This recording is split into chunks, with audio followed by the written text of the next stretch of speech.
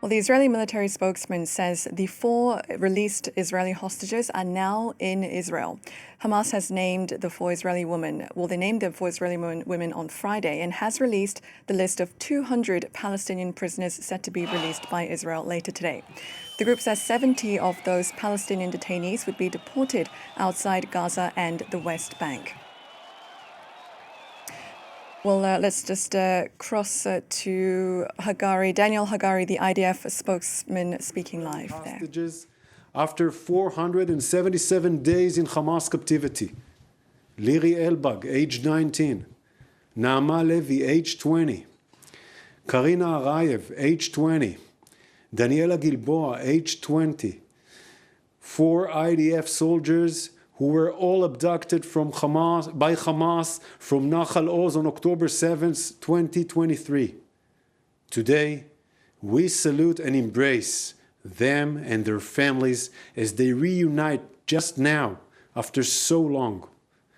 We cannot and will not forget the 90 hostages, including women, children, and elderly men, still remain in brutal conditions in Hamas captivity. Hamas failed to meet its obligations to first release Israeli female civilian hostages as part of the agreement. We are determined to the return of Arbel Yahud, an Israeli citizen kidnapped from Nir Oz, and also Shiri Bivas and her 2 children, Kfir and Ariel, whose welfare we are extremely concerned about.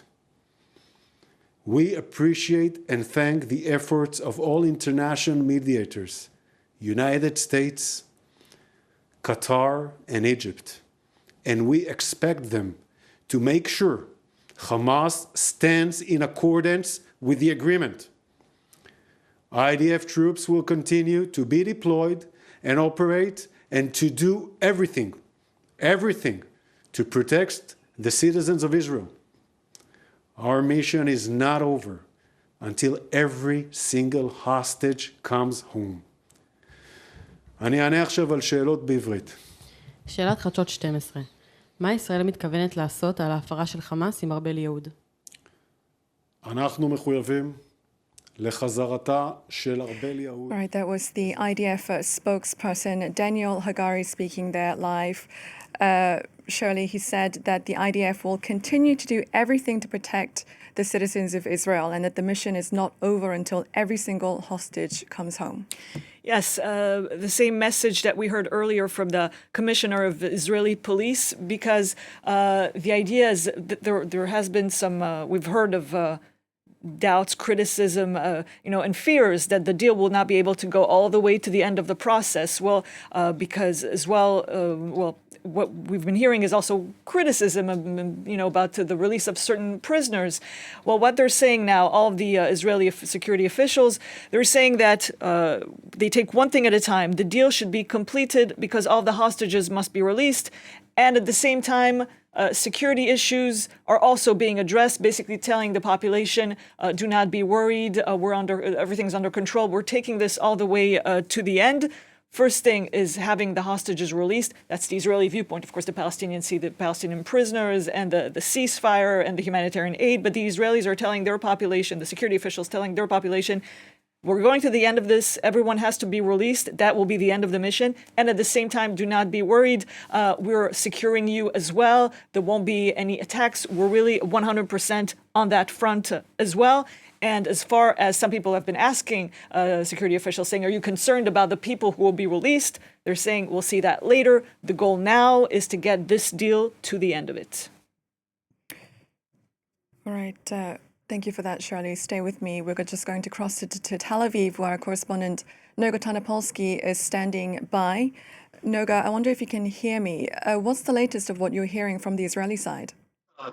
Well, we're hearing that the soldiers are in their parents' arms. They have already been reunited.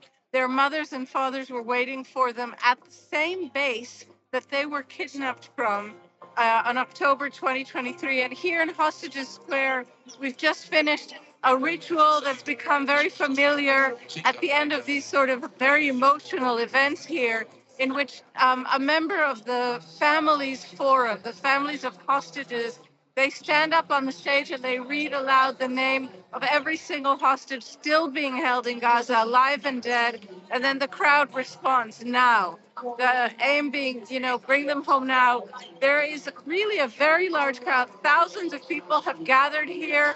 Although the event, as a release event, seems to be winding up. If last week is any guide, many of the thousands of Israelis gathered here at Hostage Square are going to slowly start filtering towards Beilinson Hospital. This is the hospital that is waiting for an intake.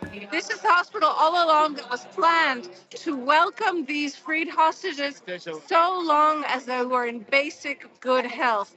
Other hospitals have been put on standby in case there were any emergencies, which are expected to arise in future hostage releases. So right now, there's a feeling of exultation here, although I have to say that many of the family members, I was speaking with the parents of another IDF spotter who was taken alongside these young women that have just been released. She was killed in captivity, and they were here really very, very tense.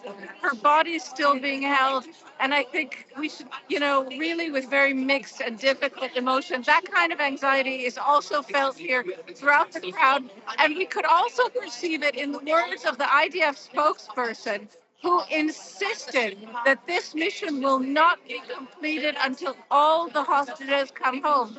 In today's hyper-polarized Israel, that is a political statement because many ministers in this government want the first phase of this ceasefire agreement to be the last phase. Some have said outright there will not be a second phase.